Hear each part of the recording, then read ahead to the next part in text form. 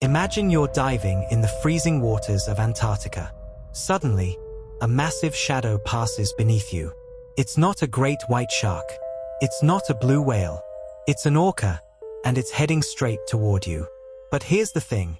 Depending on which type of orca it is, your reaction should be completely different. Scientists have classified killer whales into distinct groups called ecotypes. These aren't just different personalities. They're populations so genetically and culturally isolated that some researchers argue they deserve to be classified as entirely different species. They began diverging over 250,000 years ago. They don't interbreed. They don't share the same language. And they don't eat the same food.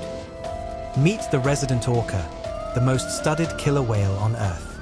These fish specialists live in tight, multi-generational family groups that never separate. Offspring stay with their mothers for life. They have complex vocal dialects unique to each pod. Essentially, they speak their own language, different from every other group. Their diet?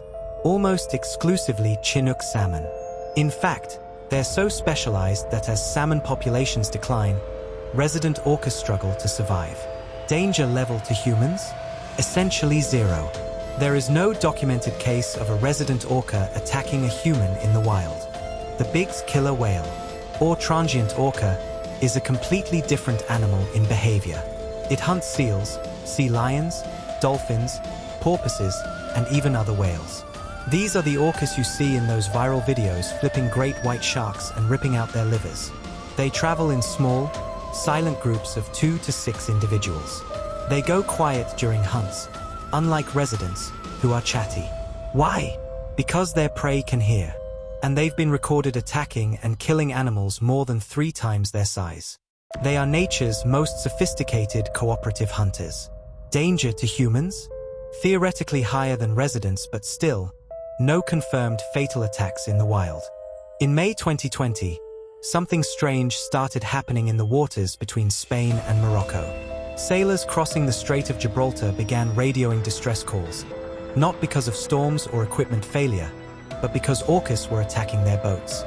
Not randomly, not chaotically. They had a method. Every single time, they went straight for the rudder. They'd ram it, bite it, spin the boat in circles, and stop the moment the vessel was disabled. Then they'd simply swim away. By 2024, researchers had logged over 700 of these interactions. 3 boats were sent to the bottom of the ocean. Dozens more limped into port with shattered rudders. At the center of it all, a female orca scientist named White Gladys. The leading theory? She suffered a traumatic collision with a boat, possibly a fishing vessel, and something in her behavior fundamentally changed. And then, through social learning, the young orcas in her pod started copying her. What began as one animal's response to trauma became a coordinated behavior passed down like culture. Here's the twist that no headline ever captured. Not a single human was harmed. The orcas weren't trying to hurt anyone. They targeted the rudder, the part that makes the boat move, and lost interest the moment the boat stopped. It looks like aggression. Scientists think it might be play, and that distinction matters enormously. The offshore orca is the least studied of all. They live far from the coast, travel in massive pods of up to 200 individuals, and their teeth are dramatically worn down, likely from eating sharks. We know so little about them that scientists can't even confirm all of their prey. What we do know, they're smaller than residents or transients. Their fins look more rounded, and genetically, they're closer to residents than to bigs. These are the ghosts of the orca world. Now we go to the most extreme environment on Earth, Antarctica, where 4 completely different ecotypes evolved in isolation. Type A, the giant, the largest orca on Earth, hunting minke whales in open ice-free waters. Think of them as wolves of the Southern Ocean. Type B, split into 2 forms. B1, the pack ice orca, uses one of the most extraordinary hunting techniques ever recorded, wave washing.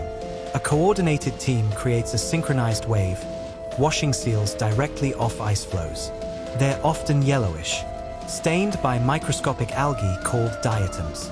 B2, the Gibraltar orca, feeds on penguins and dives deep for fish. Type C, the smallest orca on Earth, Males reach only 6 meters.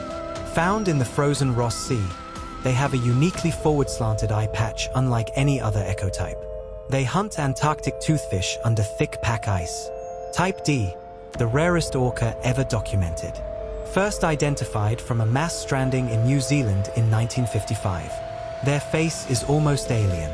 A tiny eye patch, a bulbous rounded head like a pilot whale, and a short swept-back dorsal fin. We have almost no footage of them alive. Their diet is still largely unknown. In the Arctic, orcas are expanding their range as sea ice retreats due to climate change. This is opening hunting grounds that were previously inaccessible and putting them in contact with bowhead whales and narwhals for the first time in modern history. Scientists are actively debating whether Arctic populations constitute yet another distinct ecotype. And in the waters of New Zealand, a resident population of about 117 orcas hunts rays and sharks in a way that matches no other known ecotype in the world. The ocean is still hiding secrets. So, back to our original question. Are orcas dangerous? The honest answer, it depends entirely on which type you're talking about and in what context. In the wild, there is no confirmed fatal attack on a human by any wild orca. The orcas that attacked sailboats off the Iberian Peninsula starting in 2020? Researchers believe it's learned, playful behavior from a young female, not predatory aggression. In captivity, however, there have been multiple fatal incidents, a context where these highly intelligent, socially complex animals are living in conditions completely incompatible with their natural existence. The real danger isn't an orca hunting you. It's us not understanding them well enough to protect them. We tend to see orcas as one thing, the killer whale. But the reality is far more fascinating. We have fish eaters that sing in dialects passed down through generations, cooperative hunters that invented techniques no other animal uses, and rare ghost-like orcas we've barely ever photographed alive. Each one is the result of hundreds of thousands of years of evolution, culture, and adaptation. And we're still discovering new things about them. Which type surprised you the most? Drop it in the comments. I read every single one. 3 boats at the bottom of the ocean. 0 humans hurt. 1 female orca who started it all. If that's not the most fascinating thing you've heard this week, I don't know what is. Hit subscribe. The next video goes even deeper.